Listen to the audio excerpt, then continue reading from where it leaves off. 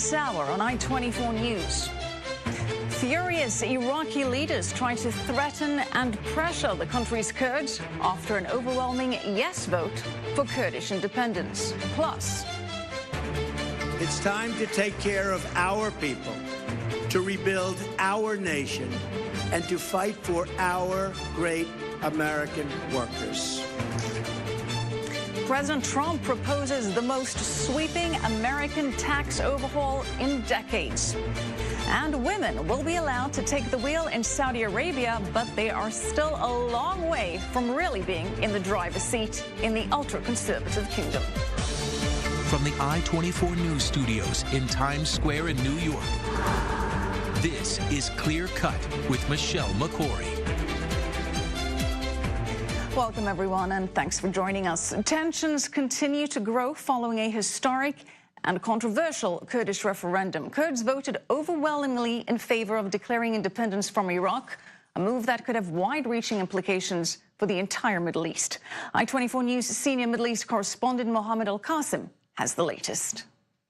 Now that the results of the referendum held by the Kurdistan Regional Government seeking independence from Iraq is out, and we know that it's a unanimous yes for an independent Kurdistan, the real war is about to start. You know, there will be complex, tough negotiations between Erbil and Baghdad in an attempt to convince the Iraqi government to engage in negotiations with Erbil in hope for an independent state for the Kurdish people. This is not going to be an easy sell. In fact, we heard threats and pressure from the Iraqi Prime Minister Haider al-Abadi, who threatened everything from economic boycott to international pressure to even threatening with military action within Kurdistan region. But also, this referendum has implications regionally. Iran itself isn't happy, as well as Turkey, with this referendum, as it might give their own Kurdish minorities in both countries ideas to seek the same thing that the Iraqi Kurds have sought. In fact, in the last few days, the Iraqi Revolutionary Guards conducted military maneuvers along the Kurdistan-Iraq borders. But at the same time, the Turkish army, along with the Iraqi army, conducted a joint military training along the Turkish-Iraqi borders. All this put together are in an attempt to pressure the Kurdistan Regional Government to change its mind. Keep in mind, this referendum, with its passing, it's a non-binding referendum, and that's why it's extremely important for the KRG and its president Masoud Barzani to convince the Iraqi Prime Minister and the Iraqi government to engage in negotiations. This will take many, many years. They still have to agree on borders. They have to agree on how to distribute the rich oil, territories that is still disputed between the Iraqi government and the Kurdistan government. From Erbil, Mohammed Al-Qasim, back to you. And thanks to Mohammed for that report. For more on the Kurdish referendum, we're joined by Ryan Morrow. He's a national security analyst at Clarion. Good to have you with us. And Ryan, we have Iraq's parliament now requesting troops to be sent to the oil-rich city of Kirkuk. With that and the tensions escalating, how likely is it that the situation could now deteriorate into a new civil war?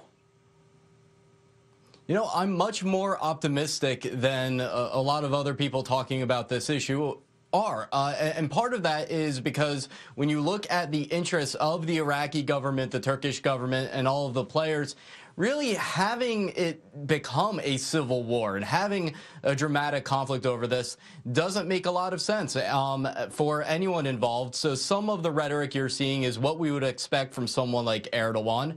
But if there is a conflict, it's going to hurt the Turkish economy, and the Turkish and Kurdish regional governments have actually worked together on numerous occasions in recent years.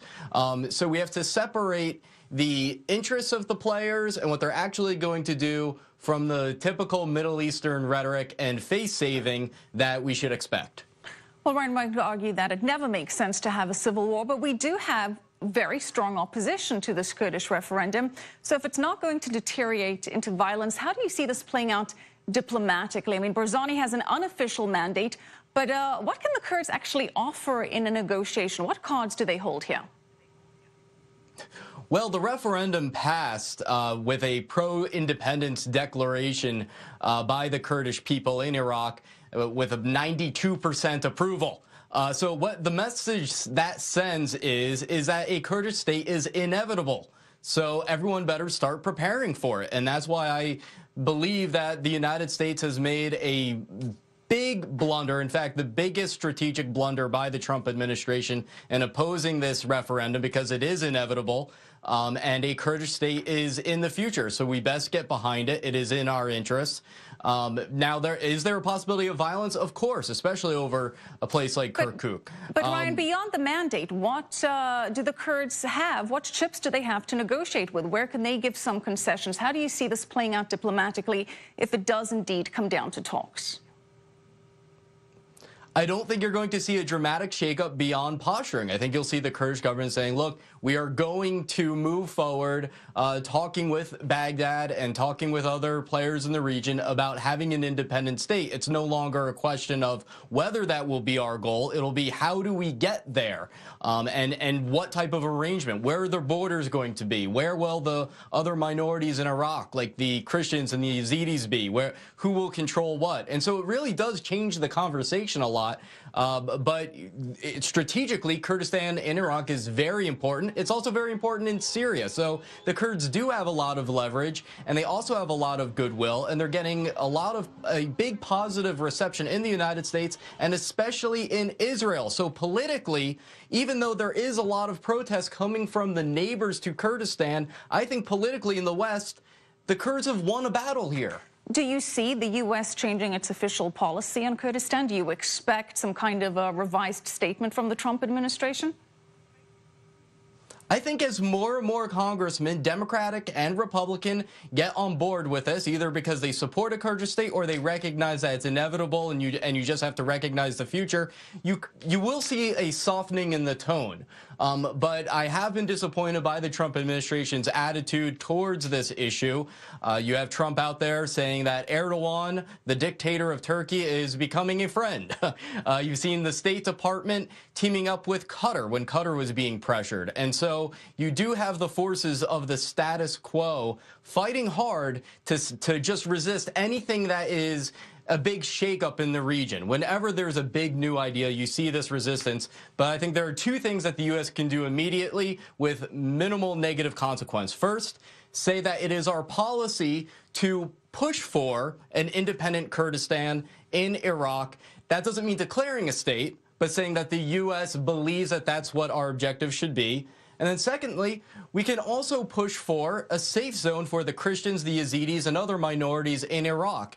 Those two things are not in conflict. They've been done right away, and we don't have to choose between the Kurds on one hand and the Christians and the Yazidis on the other.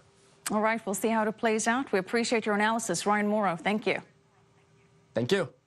Now, as the Kurdish situation may complicate efforts in the fight against Islamic State, both Islamic State and the Taliban are taking credit for a rocket attack in Afghanistan on Wednesday. And the attack occurred just hours after U.S. Secretary of Defense James Mattis landed at Kabul airport. The Taliban said Mattis's plane was the target of this failed attack. Mattis was in Afghanistan for an unannounced visit alongside NATO Secretary General Jens Stoltenberg. And it was his first trip to the region since President Trump announced a new strategy for what is now America's longest-running war. All right, for more on this, let's bring in our senior diplomatic correspondent, Nina Larson, joining us from the United Nations. Nina, good to have you with us. And Nina, Mattis's visit here was meant to be unannounced. So what has been the reaction to this attack on his plane? Well, Michelle, all these kind of high-level visits, particularly by U.S. officials, are always unannounced. So it's very audacious that the Taliban carried out this attack. I mean, if they had succeeded, this would have been unprecedented, that both the NATO Secretary General and the U.S. Defense Secretary could have been killed in this attack right in Kabul airport. And the Taliban not only are claiming responsibility, they're claiming to have insiders within the Afghan security apparatus And that seems to be the case. Otherwise, they simply would not known about the logistics and the arrival time of this visit. Thankfully, they did miss it by a couple of hours, but still a very audacious attack using, rocket-propelled grenades. And a woman was killed, an innocent bystander was killed during this attack. All right, Nina, we appreciate it. Nina Lawson live at the United Nations. Coming up on Clear Cut, Palestine now welcomed as a member state into Interpol despite some very strong Israeli objections. We'll have the latest from Tel Aviv on what all of that could mean for security and the peace process. Plus, lift the blockade. Qatar making its message loud and clear. The details on the nation's new campaign coming up.